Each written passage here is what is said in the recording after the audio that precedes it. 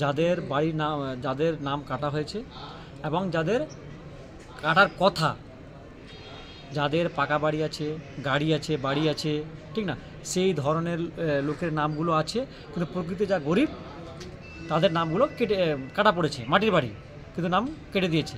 কিন্তু ওই ব্যক্তিরাই বিডিও অফিসে 3 তারিখ বিডিও, এসডিও, ডিএম 3 জনাকেই কমপ্লেন করেছে।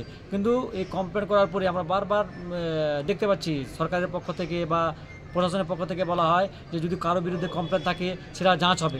কি দেখলাম, যাদের বিরুদ্ধে কমপ্লেন হয়েছে আমরা দেখলাম আশ্চর্য ধরনের, যে বারবার দেখলাম যে বলা হচ্ছে গ্রাম সভার মিটিং হবে, মাইকিং করা হবে, কিন্তু কোথায় হয়েছে কি জানি না, কিন্তু বাহাদুরপুরে কোনো গ্রাম সভার মিটিং হয়নি।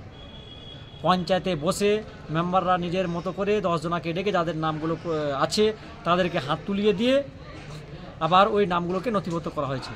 কিন্তু যারা প্রকৃতিতে পাওয়ার যোগ্য এবং যেগুলো কমপ্লেন হয়েছে, কমপ্লেনের কোনো যাঁচ হয়নি, বা যাদের নামটা কাটা পড়েছে ওদের কোনো রকম হয়নি। আশ্চর্য দেখলাম পঞ্চায়েতে বসেই। আর একটা বলি, তালিপুর সংসদের যিনি সার্ভে করেছেন বিজয় কুমার ঘোষ, তিনি টাকার বিনিময়ে নাম ঢুকেছে। প্রধান,